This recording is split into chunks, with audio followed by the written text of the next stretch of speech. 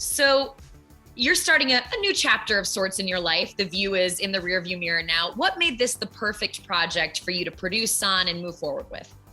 Well, I'd always been a fan of the book, Don't Sweat the Small Stuff. It's sort of like a manifesto. It's like I don't like to say self-help, but it's like a guidebook in a really simple way to live your life to the fullest. And it has always resonated with me. Sometimes it feels like Dad's death hasn't affected you at all. All the things that Richard and I lived by: seek first to understand, make peace with imperfection.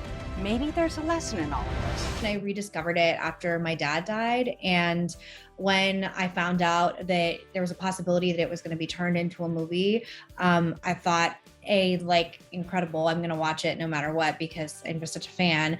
And B, it's something I would really love to be a part of. So it sort of was a perfect storm of things. And the project came to me when I was actually still at The View, but it has been serendipitous that this is like my first project out of the gate, because I love politics and I will always do things in politics, obviously, but I also, one of my just goals right now is to start creating content or being a part of content and projects where anybody, it doesn't matter your political affiliation, can consume it. And I think in this time post-COVID where the majority of Americans know someone who has, sadly died of COVID, finding things that are about grief and moving forward and healing. It's been amazing to be able to be a part of something that I think can actually bring a lot of healing to a lot of people. I love that you rediscovered this book because of that loss of your dad. What did the book pop into your mind? Did your mom remind you of it? How did that come back to your mind again? I actually Googled books on grief and healing. And it was one of the things that popped up on Amazon. So, and then I was I should reorder that. And I did. And then I actually found there are some really, if you come to me and you're I need books to help with grief, there's some amazing ones When Breath Becomes Air that I found very healing and amazing. And I think, it's been a really rough 2 years for everyone. I don't care who you are, you've had a rough 2 years, and a lot of people have suffered extreme loss. And I think Don't Sweat the Small Stuff, and Christine's story in particular, is one that for me, I found very hopeful. And I think sometimes when you're in the depths and spirals of deep grief, it feels like you're going to drown and you're not going to come out of it. And I think her story is very inspiring for those of us who, I still struggle with grief, but coming out the other side, if that makes sense. So you've been changed the past couple of years.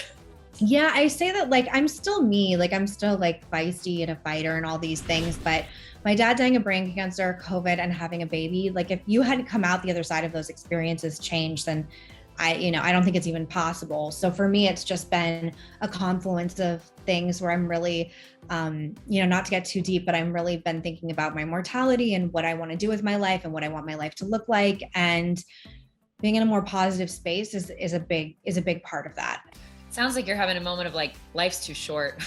That's exactly it. And again, I know how this sounds. I used to hear people talk like that and think that they were kind of cheesy and ridiculous, but I'm pushing middle age too. So I think first of all, you're not pushing middle age. And it's fine. I mean, I'm comfortable with my age, but I just, I think if you're not changing and evolving, you're not paying attention. I thought that I was going to die of COVID because I was in New York City and I was pregnant, and you're obviously higher risk when you're pregnant. And I had to leave the city because my doctor told me to, because he said it wasn't safe. And I just felt like I could die of this, as I think we all had a moment where we were so scared when you didn't know enough about the virus. And I remember literally when I was driving out of New York City having this moment where I was I cannot die today because I am so not finished, and this is not the direction I want to go in my life. And that had a lot to do with a lot of the choices I made, from that moment past, including producing this movie. The cast you got, it's incredible. Heather Locklear and Natasha. What made them the perfect people for these parts? Because Heather Locklear, I mean, you cast a casual icon in this movie. She is so beloved. Yeah, I mean, who doesn't love Heather Locklear? I always call her she's such an American icon. And every man in my life, including my husband, thinks she's the most gorgeous thing that's ever lived, which is, nice. Oh, I'm Amanda Woodward. I've always been a fan of hers from Melrose Place on. And then, she's taken a break from acting and, she's gone through struggles of her own. And I thought that her sort of like rawness and openness with her struggles would be something that would be great for the movie. And in regards to Natasha, I mean, I love Candace Cameron Bure. She's a former View co-host as well. And I just think she does really, again, like feel good, family friendly things that I think, they're so popular. The majority of us watch, especially during the holidays. And, I'm a fan of daughters of famous people continuing in their family legacy. And I just thought that she was like so amazing, and she's a really great actress, and she's really young, and I just love seeing her follow in her mother's footsteps. And how cool to say you produced this movie, I mean, that's a nice feather in the cap. That's a cool accomplishment. Do you feel good about that and how you're adding to what you've done? Yeah, I mean, I'm like so honored. I was honored that they like allowed me to be a part of it. I was honored that Lifetime wanted to partner with me. They did some trailer teasers on Lifetime where they were like executive produced by Meghan McCain. And they're like moments in my life, at least, where I feel like, they're career moments where I still feel like, oh my God, like that's the craziest thing ever. And that's one of them where I was like, that looks pretty cool. I'm not hosting, I'm an executive producer. So yeah, it feels wonderful. And I don't know. I just keep trying to evolve and keep moving. I always say I'm like a shark. You got to keep moving. So I'm really proud that this is now part of my career. How's the family? How's baby girl? Are we a little out of the scary time, and are you enjoying being at home? Yeah, having a daughter that I have this responsibility to like obviously love and nurture, but I also want her to be strong and prepared for the world. It's beautiful and amazing. I was so scared of having children.